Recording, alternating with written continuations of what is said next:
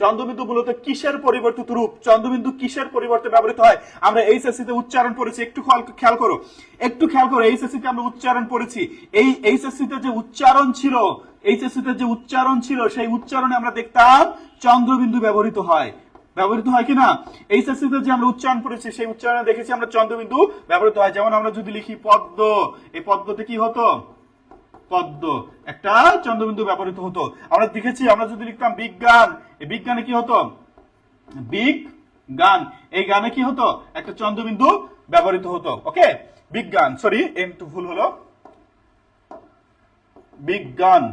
ওকে, এখানে চন্দ্রবিন্দু, যে গয়ের উপরে চন্দ্রবিন্দু ব্যবহৃত হতো। আমরা দেখেছি উচ্চারণের ক্ষেত্রে চন্দ্রবিন্দু। এখন এই কথা হচ্ছে এই চন্দ্রবিন্দুটা আমরা কোথায় ব্যবহার করি, একদিন বলবো আজীবন মনে থাকবে, একদিন বলবো আজীবন মনে থাকবে। এবং তোমার মনে হবে যদি এইচএসসির পূর্বে জানতাম এটা, এইচএসসি পরীক্ষা দেওয়ার আগে, তাহলে জীবনেও উচ্চারণের চন্দ্রবিন্দু ভুল হতো না। মনে করো, খেয়াল করো, একটু খেয়াল করো, একটু খেয়াল করো, চন্দ্রবিন্দু কেন ব্যবহৃত হয় বা এর জন্মটা কোথায় হলো, জন্মটা নিয়ে আমরা কথা বলবো না, একটু বিস্তারিত আলোচনা। তো খেয়াল করো, চন্দ্রবিন্দু মূলত হচ্ছে আমাদের নাসিক্য বর্ণ আছে, কি আছে, নাসিক্য বর্ণ আছে পাঁচটি নাসিক্য বর্ণ আছে। আমরা দেখি কি কি, উয়া, ইয়া, মূর্ধন্য, দন্ত ন, ম, এই পাঁচটা কি নাসিক্য বর্ণ।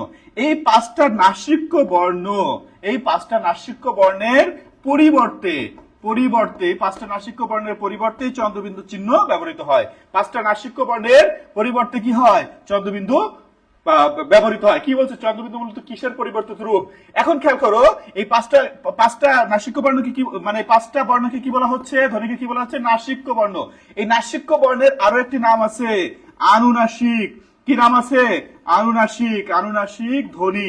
আনুনাসিক কেন বলা হয়, এই ধ্বনিগুলো উচ্চারণ করার সময় নাক এবং মুখ থেকে বা শুধু নাক থেকে বাতাস বের হয়। এই ধ্বনিগুলো উচ্চারণের সময় কি হয়, নাক এবং মুখ থেকে বা শুধু নাক থেকে বাতাস বের হয়, এজন্যই মূলত এটাকে আনুনাসিক ধ্বনি বলা হয়। এখন আমরা বললাম যে এই বর্ণের পরিবর্তে চন্দ্রবিন্দু হয়, তার একটা বাস্তব অভিজ্ঞতা আমরা একটু দেখি।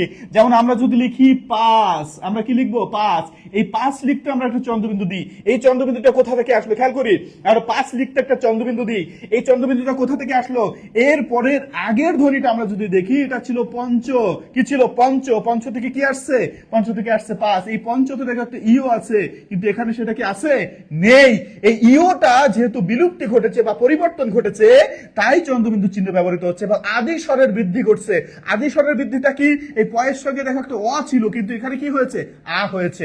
যেমন এরকম আমরা যদি আরো কিছু শব্দ দেখি, যেমন আমরা লিখলাম চাঁদ, দেখো চাঁদে একটা চন্দ্রবিন্দু হয়। এই চাঁদের শব্দটা কোথা থেকে আসলো, আসলো চন্দ্র থেকে। কোথা থেকে আসলো, চন্দ্র থেকে। এখানে একটা ন আছে, খেয়াল করো, এই নটা কি আমরা এখানে লিখছি, না, নটা বিলুপ্তি ঘটেছে, তার ফলে কি হচ্ছে, চন্দ্রবিন্দু হচ্ছে। আর এখানে কি ছিল, অ ছিল, এখানে এসে কি হয়েছে, আ হয়েছে। অর্থাৎ এই নাসিক বর্ণের বিলুপ্তির ফলে পূর্বস্বরের বৃদ্ধি ঘটে এবং পুরো শব্দটা আনুনাসিক বা সানুনাসিক হয়। আর যে নাসিক বর্ণের বিলুপ্তি ঘটে সেখানে একটা চন্দ্রবিন্দু চিহ্ন ব্যবহৃত হয়। উচ্চারণের ক্ষেত্রে একই ব্যাপারটা ঘটেছে। যেমন ধরো তোমরা লিখেছিলে পদ্ম, খেয়াল করো, এখানে লিখেছে কি পদ্ম, পদ্ম লিখেছি, কিন্তু এই যে ম ছিল, মটার কি উচ্চারণ হচ্ছে, না, উচ্চারণ হচ্ছে না। এই উচ্চারণ না হওয়ার ফলে চন্দ্রবিন্দু চিহ্ন আমরা ব্যবহার করেছি। যেমন আমরা যদি দেখি বিজ্ঞান, এই যে বিজ্ঞান, বিজ্ঞানে কি আমরা বিজ্ঞানে কি লিখছি, বিজ্ঞান। খেয়াল করো, বিজ্ঞানে এখানে ইও ছিল, উচ্চারণ করছি না, এই কারণে চন্দ্রবিন্দু হচ্ছে। তার মানে মূল ব্যাপারটা হচ্ছে চন্দ্রবিন্দু মূলত নাসিক্য ধ্বনির পরিবর্তিত রূপ। নাসিক্য বর্ণ বা নাসিক্য ধ্বনি যদি পরিবর্তন হয় বা অনুচ্চারিত হয়, উচ্চারণের ক্ষেত্রে অনুচ্চারিত হয় এবং বানান লেখার ক্ষেত্রে যদি বিলুপ্ত ঘটে, তবে সেখানে চন্দ্রবিন্দু ব্যবহৃত হচ্ছে। যত চন্দ্রবিন্দু আছে খেলা এটাই।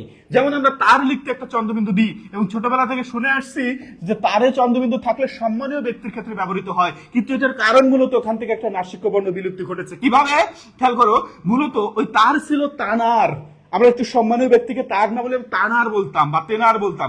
এই যে তানার, এই নটা বিলুপ্ত হয়ে কি হয়েছে, তার, সংক্ষেপে তার, কিন্তু চন্দ্রবিন্দু দিলে আমরা বুঝি তানার। মূলত এই কারণে সম্মানীয় ব্যক্তিতে এমনিতে চন্দ্রবিন্দু হয় না, এই পরিবর্তনের ফলেই মূলত চন্দ্রবিন্দু হয়েছে। দ্যাটস ইট, বুঝতে পেরেছি।